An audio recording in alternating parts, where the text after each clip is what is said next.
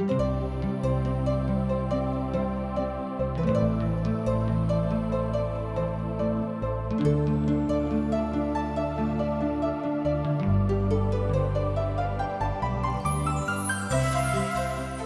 हार्दिक स्वागत कऽ रहल छी TWR इंडिया द्वारा प्रस्तुत आशक इजोत कार्यक्रम में।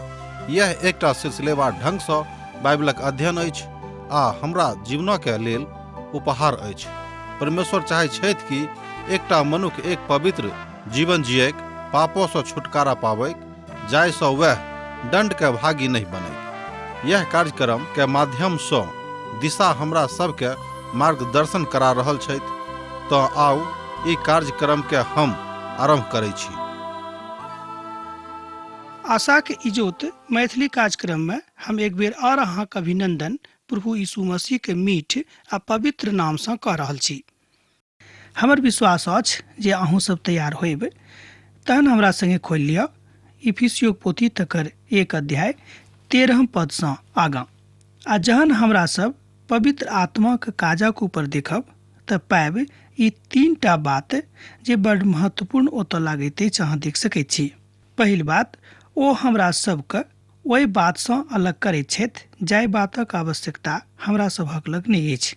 दोसर बात, ओ हमरा सभक शरण स्थान थिकाह। तेसर बात, ओ हमरा सभक जिंदगीके एही आयाम में आनैत छथि जतऽ हमरा सब आबि कऽ अपन अपन जिंदगी के महत्व के बुझि सकी।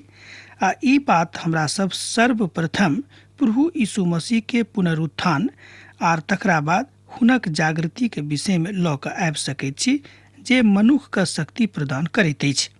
एहि तरह हमरा लोकनि देखलहुँ हैं कि पवित्र आत्मा के काज पिता परमेश्वर एहि 3 रूप में आजुओ के परिप्रेक्ष्य में कऽ रहल छथि। एकर मतलब यह भेलै कि पिता परमेश्वर एहि संसार में अपन कलीसिया के स्थापना के हेतु बहुत किछु कयने छथि, मुदा हमरा सब जे मनुष्य छी ई सबटा बातक अखन धरि बुझबाक प्रयास नहि करैत छी। बहुत केओ एहनो छथि जे बुझि कऽ एहि बातसँ जानि बुझि कऽ अपना आपके अलग राखै छथिन। हुनके में अहाँके ऊपर जहन अहाँ सतावल जायब एहि वचनक अनुसार जँ अहाँ उद्धार पौने छी तऽ सुसमाचार यह अहाँके जिंदगी में काज करत आ एही पर अहाँ प्रभु के प्रतिज्ञा के अनुसार और पवित्र आत्मा के सहायता के अनुसार अहाँ अपन काज कऽ सकलू हैं। एहि बातक सत्यापनार्थ अहाँ देख सकैत छी इफिसियो पोथी तकर 1 अध्याय आ तकर 13 पद। अब विचार में ई पवित्र आत्मा के महिमा के बखान अछि और पवित्र पोथी बाइबल की बड़ महत्वपूर्ण हिस्सा सेहो थिक। केओ बाजि सकैत छथि जे एहिठाम पुनर्जागरणक विषय में किछु नहि बतायल गेल अछि, किएक तो अपन कथाके अपन कथनानुसार कहैत छथिन से बात ने, किएक तो अपन आत्मा के विषय में बाजि रहल छथि। अर्थात पवित्र पोथी बाइबल कहैत अछि कि परमेश्वर आत्मा छथि। तहन हुनक बराबरी में अहाँ कोना कऽ आबि सकलहुँ हैं जाबे धरि अहाँ हुनक आत्मा के ज्ञानक लेल स्वयं सँ एहि बातक प्रयास नहि करबेक कि हम प्रभु के जानिए। तो ओ प्रयास थिक प्रार्थना आर पवित्र वचन के अध्ययन जे हमरा लोकनि अखन कऽ रहलहुँ हैं। एहिठाम पुनर्जागरण आ पुनर्नव होयबा के विषय में बखान मिलैत अछि, किएक तो कोनो काजक बड़ महत्वपूर्ण आ शुद्ध रीति सँ करैत छथि। किएक तऽ प्रभु यीशु मसीह कलीसिया के निर्माण कऽ रहल छथि, अर्थात प्रभु यीशु मसीह कलीसिया के निर्माण कऽ रहल छथि। सोझ गप में अपन कलीसिया के स्थापना ओ कऽ रहल छथि। किएक तऽ कलीसिया के बचनाइ एकटा एहन बात अछि कि जो कलीसिया नहि बचतैक तऽ परमेश्वरक महिमा करऽ वाला कतऽ रहतैक। प्रभु यीशु मसीह बाजैत छथि जे पिता के राज में प्रवेश करबाक लेल अहाँके निश्चय दोसर जन्म लिअ पड़त। एहि बातक तऽ हमरा लोकनि देखलहुँ हैं, एहि बातक ऊपर हमरा लोकनि अध्ययन सेहो कयलहुँ हैं। कहियो प्रभुके राज में प्रवेश अहाँ नहि पायब जँ अहाँके जन्म नहि हैत। कलीसिया में जतेक लोक छथि ओ नव जन्मक अनुभव सँ गुजरल लोक छथि, अर्थात हुनका सबके नव जन्मक अनुभव भऽ गेल छनि आ हुनके में अहाँ अपन विश्वासक साथ अपन विश्वासक अभिव्यक्ति करैत छी कि प्रभु यीशु मसीह ओतऽ विराजमान छथि आर पिता परमेश्वरक अमृतवाणी जे पवित्र पोथी बाइबलक साथ जुड़ल अछि हमरा लोकनि ओतयसँ सुनैत छी, ग्रहण करैत छी आ शिक्षा प्राप्त करैत छी आ लोकके सेहो सुनाबैत छी। पहिल कुरिन्थियोक पोथी तकर 1 अध्याय तकर 23 पद में आ तकरा बाद में 24 पद में एही कथाक बड़ स्पष्टता के साथ नीक रीतिसँ बतायल गेल अछि। कियाक तऽ परमेश्वर और हुनक मोन आ ज्ञान दुनू हमरा सभक परम आवश्यकताक वस्तु थिक आ परमेश्वर ओही बातक अहाँक महिमा में चारू कात दिखाई पड़ैत छथि। यह छल प्रभुक दयालुता के प्रति अभिमार और तकर प्रतीकात्मक प्रारूप आ तकर विधाक वाचा। रोमियोक पत्री तकर 10 अध्याय तकर 17 पद में एही बातक अनुशंसा मिलैत अछि।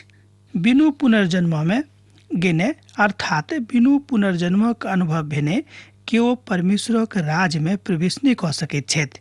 ए बातक हमरा लोग देखलहुँ हैं जहन हमरा सब सुसमाचारक अध्ययन कऽ रहल छलहुँ हैं। एही कटिबद्धता में आबि कऽ कलीसिया अपन प्रभु के राज में अनंत कालक जिंदगी में प्रवेश करबाक हेतु कटिबद्ध भाव के देखैत छथि। तहन प्रतीकात्मक स्वरूप यह भेल कि हमरा सब परमेश्वरक ओहि प्रतिवेदन के जे मनुख जाति के लेल संग्रहित कयल गेल छैक तकरा बुझैत छथि कि नहि। हमरा सब बड़ सरल भाषा में परमेश्वरक ओहि बातक देखैत छी जे मनुख जाति के लेल अति आवश्यक अछि। पहिल पत्रसक पोथी तकर 1 अध्याय आ तकर 23 पद एहि बातक एही रीति पर एहिठाम पक्का कऽ दैत अछि। अहाँ नाशवान नहि मुदा अविनाशी वस्तु में सँ छी, कियाक तऽ परमेश्वर जीवित छथि और सैद घड़ी ठहरऽ वाला वचनक द्वारा अहाँके एहि बातक अनुभव करऽ पड़त। जँ अहाँ पहिल पत्रसक पोथी 1 अध्याय 23 पद के देखबै तऽ अहाँ ओतऽ एहि बातक लिखल देख सकैत छी। तहन हमरा संगे देखियौ कि निकालि लेलहुँ, हमर विश्वास अछि कि निकालि के राखि लेने होयबै। अहाँ नाशवान नहि मुदा अविनाशी बीज में परमेश्वरक जीवित और सैद घड़ी ठहरऽ वाला वचनक द्वारा नव जन्म मयलहुँ हैं। एहिठाम पत्रस एहि बातक स्पष्ट कऽ दैत छथि कि अहाँक नव जन्म कोन रीतिसँ प्राप्त भेल अछि आ तकरा बाद अहाँक जे अधिकार भेटल अछि तकरा विषय में ई पद कहैत अछि।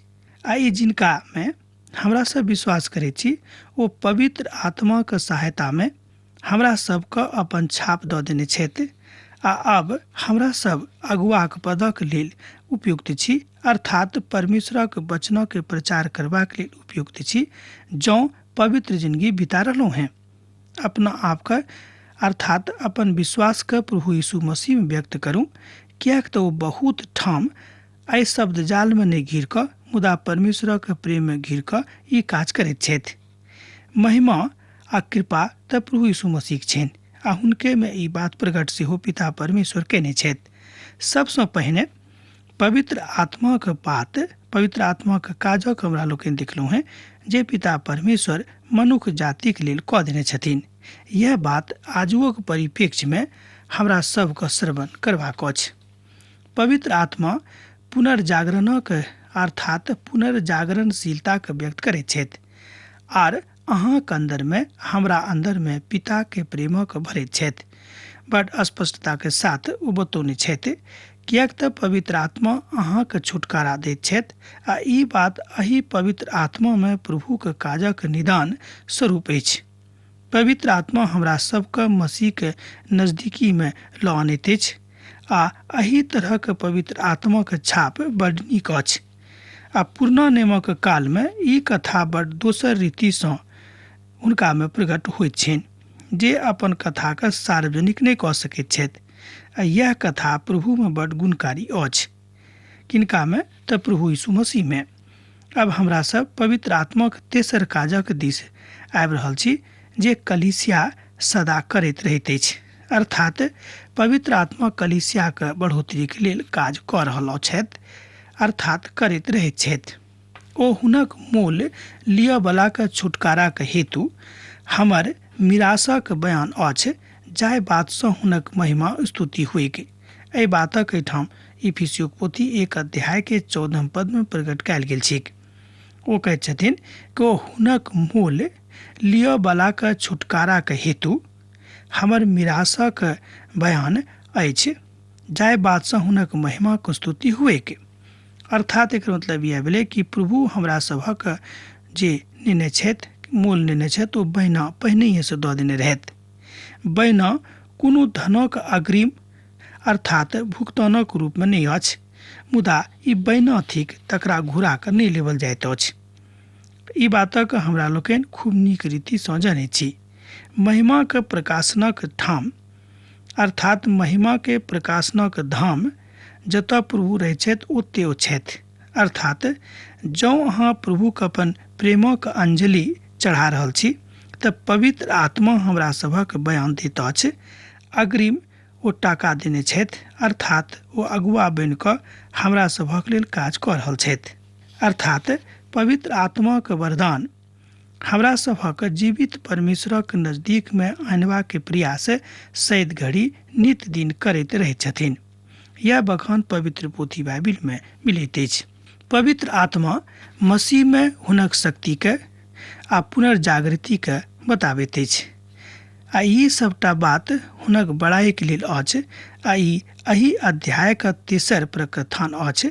जेना कि हमरा सब देखलहुँ हैं कि संत पौलुस बड नीक प्रकार सँ एहि प्रकथनक प्रस्तुत करैत छथि, किएक तऽ एहि तरहक ज्ञान हुनका परमेश्वर देने छलखिन आ प्रभु यीशु मसीह हुनका अपन प्रेरितक रूप में नियुक्त कयने छथि स्वयं अपना दिस सँ।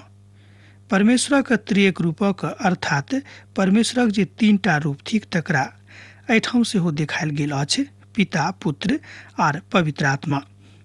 तहन एहिठाम हमरा लोकनि परमेश्वरक त्रिएक रूपक देखैत छी जे प्रारूप के एहिठाम संत पौलुस बड नीक रीति सँ प्रकट कयने छथि। अब पौलुस प्रार्थना के दिस पुनः हमरा सब गोटे के लऽ जा रहल छथि आ ओ बताबैत छथिन कि जँ अहाँ प्रार्थना के साथ अपन जिंदगी में प्रभु के नहीं जानबे तऽ ई काज अहाँ नहीं कऽ सकलहुँ हैं। आ ई सबटा कथा परमेश्वरक आत्मा और हुनक बड़ाई करबाक लेल कयल गेल छैक आ एही रीति से ओ पिता के महिमा के जानैत छथि। पौलुसक प्रार्थना इफिसियो के विश्वासी के लेल और हुनक शक्ति प्रदान करबाक हेतु एही कारणे हम सेहो ओही विश्वासक सुसमाचारक सुनि कऽ जाय बातक अहाँ सबके प्रभु यीशु पर अछि और समस्त पवित्र लोकक ऊपर प्रकट अछि अहाँके लेल धन्यवाद करनाइ नहीं छोड़ैत छी और अपन प्रार्थना में अहाँके सैद घड़ी स्मरण करैत रहैत छी।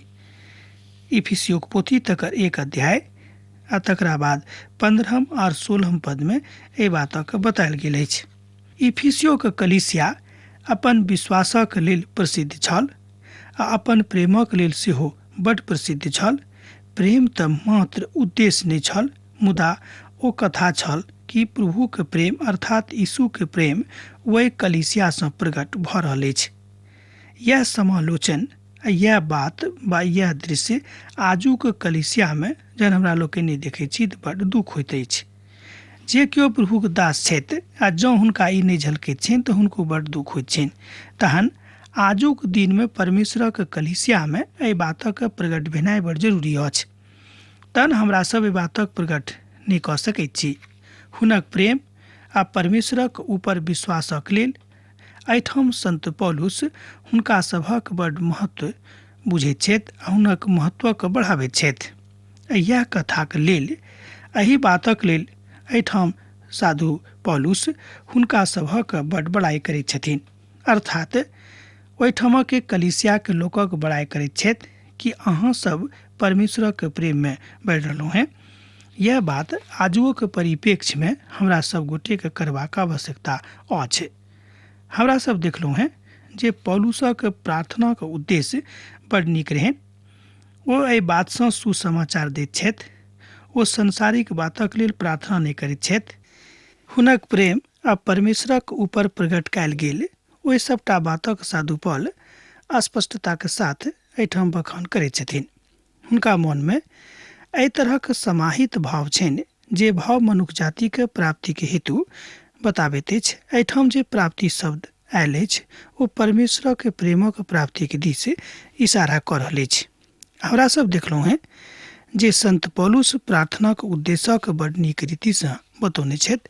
तकरा बाद इफिसियोक पोथी तकर 1 अध्याय आ तकर 17 पदमे एहि बातक अभिव्यक्तिकरण होइत अछि।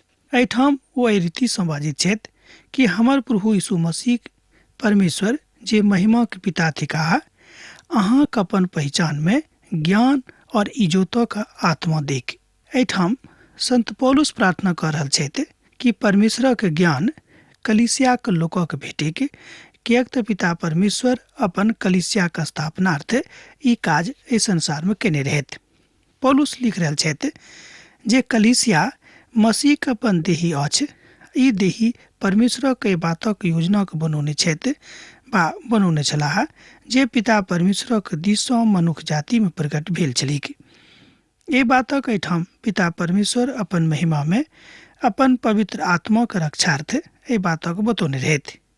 इफिसियोक समस्त विश्वासी एहि बातक बड़ स्पष्टतासँ हुनकामे बखान करैत छथिन।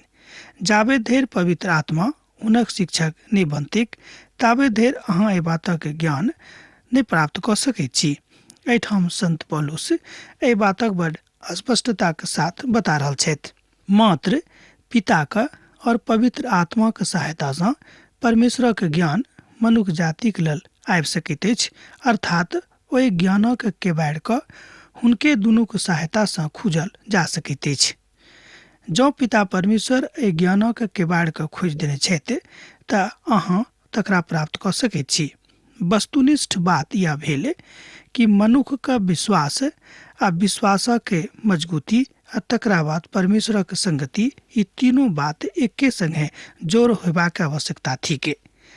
अपन मत यह अछि जे अपना हिसाबे किताबे मनुष्य पवित्र आत्माक खोजक प्रयास करैत छथि, मुदा हुनका खोजबाक प्रयास करबाक जरूरत नहि अछि। ओ तऽ अहाँक लगेमे छथि। हाँ, हुनका सुर पाड़ियोक आ प्रार्थना करियोक, अहाँक सहायता हुनकासँ आबि जायत। सहायतार्थ जे काज कयल गेल छैक, जे एखनो धरि कथामृत नहि थिक, पवित्र आत्मा एहि तरह हमरा सभक शिक्षक बनि कऽ ओहि जोग हमरा सब गोटेके बना दैत छथि जे पिताक महिमामे पवित्र आत्माक काज मनुष्य जातिक जिंदगीमे होइत रहैत अछि। यह बात आजुक परिप्रेक्ष्यमे जँ हाँ बुझि जेबै तऽ पाएब कि परमेश्वर कतेक महान दृष्टिकोण राखि कऽ अहाँके बातक अनुभूति दऽ रहल छथि। पवित्र आत्मा मात्र एहन एकटा शिक्षक छथि जे ओ अपन कथाक और मसीहक वचनक ज्ञान अहाँक अन्दरमे लऽ आनैत छथि।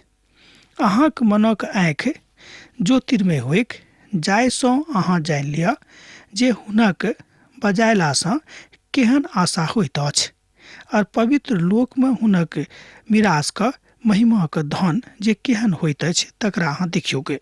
एहि बातक सत्यापन अहाँ एहिठाम कऽ सकलहुँ हैं इफिसियोक पोथी तकर 1 अध्याय और तकर 18 पदमे। एक बेर हमरा संगे अहाँ और देखियोक, अहाँक मनक आँखि ज्योतिर्मय होइक, जाहिसँ अहाँ जानि लिअ जे हुनक बजैलासँ केहन आशा उत्पन्न होइत अछि, और पवित्र लोकमे हुनक मिरासक महिमाक धन केहन होइत अछि। बहुत कालक लेल एहि बातक अहाँ बुझि सकैत छी, मुदा कनेक कालक लेल अहाँ एहि बातक नहि बुझि सकैत छी। एहिठाम बहुत कालक लेल हमर इशारा अछि कि जँ अहाँ ज्ञानमे बढ़ि रहल छी तहने अहाँ परमेश्वरक पवित्र वचनक विहंगमताक आ तकर ज्ञानक अपन नजरिसँ देख कऽ बुझि सकलहुँ हैं, वा नहि तऽ अहाँके बातक ज्ञान कहियो नहि हैत।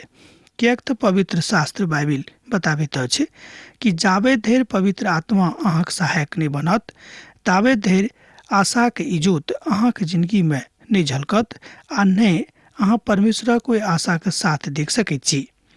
यह बात एहि परिप्रेक्ष्यमे आजुक संदर्भमे प्रकाशित होइत अछि।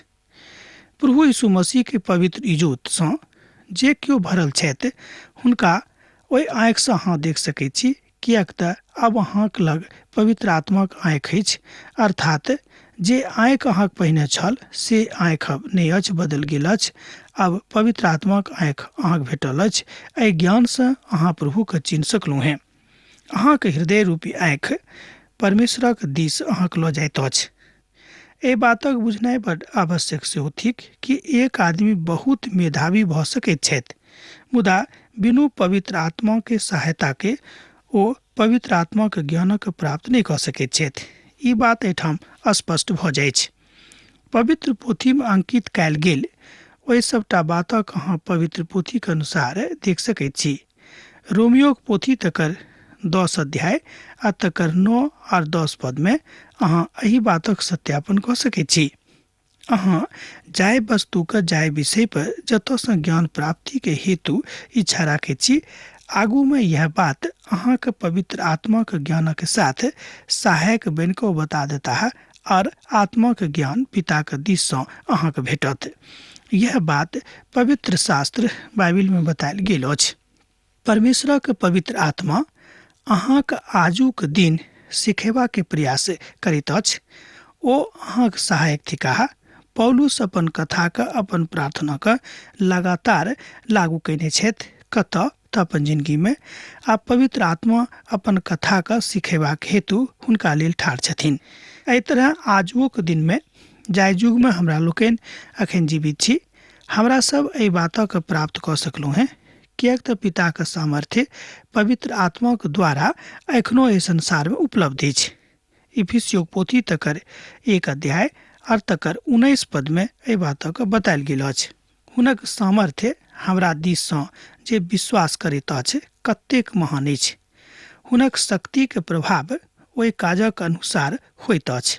एहि बातक अहाँ एहिठाम देख सकलहुँ हैं इफिसियो पोथी तकर 1 अध्याय और तकर 19 पद में। आ अपन बातक साधु पौल अपना रीति सँ बा अत्याधुनिक भाव सँ नहि बाजैत छथि, मुदा ओ पावनतम हृदय सँ जे परमेश्वरक हृदय अछि जे हुनका लग अब छनि, किएक तो कहैत छथि कि जे अब हमरा में जीवित छथि ओ प्रभु यीशु मसीह छथि, अब हम स्वयं में जीवित नहीं छी। एहि भाव सँ, एहि विचार सँ, एहि आत्मा सँ परमेश्वरक ओहि पवित्र ज्ञान के एहिठाम देखल जा सकै छै। पिता के महिमा में एहि बातक अहाँ देख सकलहुँ हैं जे ओ मसीह के विषय में कहने छथि, हुनका मूला में से जिया के स्वर्गीय स्थान में अपन दहिना दिस। इफिसियो पोथी तकर 1 अध्याय आ तकर 20 पद में एहि बातक बतायल गेल अछि जे ओ मसीह के विषय में कहने छथि, हुनका मूला में से जिया के स्वर्गीय स्थान में अपना दहिना दिस। ई बड शक्तिक बात छल जे ओ मूला सँ जीवित भऽ गेलाह। एकटा महान शक्ति आ मात्र यीशु के पुनरुत्थानक विषय में एहि तरह के ऐतिहासिक पृष्ठभूमि के हमरा लोकनि देखैत छी, आर कतौ एहि तरह के ऐतिहासिक पृष्ठभूमि के नहि बतायल गेल अछि। तथापि व्यवहारिक विषय में कथा कयल गेल अछि। कतेक नीक ओ मनुष्य छथि जे एहि विधाक ऊपर विश्वास करैत छथि, एहि बातक ऊपर विश्वास करैत छथि कि परमेश्वर अहाँक सन्मुख में छथि, आर अभिव्यक्ति के कारणे मानवीय दृष्टिकोण हुनका में बदलल छनि। जँ अभिव्यक्ति के कारणे अहाँक अंदर में नव मनुखक जन्म भऽ गेल अछि, एकर मतलब यह भेल कि पवित्र आत्मा के ज्ञान प्रभु अहाँके दऽ देने छथि आ व्यवहारिक रूपे अब अहाँ परमेश्वर के सन्मुख में आबि कऽ ठाढ़ भऽ रहलहुँ हैं। एहि तरह मनुख अपन ओहि बातक ओहि विचारक नहि देखैत छथि जे सब प्रकारक प्रसाधन अछि, सब प्रकारक प्रधानता, अधिकार, सामर्थ्य, प्रभुता और हरेक नामक ऊपर जे नहीं तऽ खाली एहि लोक में मुदा आबे वाला लोक में सेहो लेवल जाइतिक ओ बसैलथि, अर्थात ओ सब किछु हुनक पाँवक नीचा कऽ देलनि और हुनका समस्त वस्तु पर शिरोमणि ठहरा कऽ कलीसिया के दऽ देलनि। ई हुनक देही अछि आर हुनका पूर्णता में जे सब में छथि जे सब किछु पूर्ण भऽ सकैत अछि। इफिसियो पोथी तकर 1 अध्याय 21 पद सँ लऽ कऽ 23 पद में अहाँ एहि बातक सत्यापन कऽ सकलहुँ हैं। ई हुनक देही अछि आर हुनक पूर्णता अछि जे सब में सब किछु पूर्ण करैत छथि। एहि बातक अहाँ देखलहुँ 23 पद में। पौलुस एहिठाम आध्यात्मिक भावक समापनक दिस लऽ जा रहल छथि, अर्थात आध्यात्मिक भाव के समापनक ऊंचाई पर आधार मान कऽ प्रभुक देखैत छथि जे कलीसिया के मुख्य आधार मसीह थिकाह और मसीह कलीसिया के देही छथि, अर्थात मसीही के बिनु केओ कलीसियाक देही नहि बनि सकैत छथि। जँ अहाँ स्वयंके मसीही बुझैत छी तहन मसीहके बिनु अहाँ कलीसियाक देही नहि बनि सकलहुँ हैं। ई बात एहिठाम साधु पौल स्पष्ट कऽ रहल छथिन। यह बात अहूँके बुझबाक अछि आ समस्त कथाक ऊपर यह वृत्तांत समाहित भऽ जाइत अछि। अब आजुक अध्ययन हमरा एहिठाम समाप्त करबाक आज्ञा दिअ। पुनः अहाँसँ भेंट होइत पाती लिखैत रह बिसरायब नहि। यीशुक नेह अहाँके जिंदगीमे बनल रहै। आमीन। हमरा विश्वास अछि कि ई कार्यक्रम अहाँके लेल लाभदायक सिद्ध भेल अछि। हम चाहै छी कि अहाँ अपन आशीषके हमरा संग साझा करू। जँ अहाँके नजीक बाइबलसँ जीवनसँ संबंधित कोनो प्रकारके प्रश्न भऽ सकैत अछि तऽ अपन समस्याके लेल प्रार्थना करबाके लेल जँ चाहै छी तऽ हमरा फोन पर जरूर संपर्क कऽ सकैत छी। परमेश्वर अहाँ सबके एकटा सुखद आनंदित दिन प्रदान करै।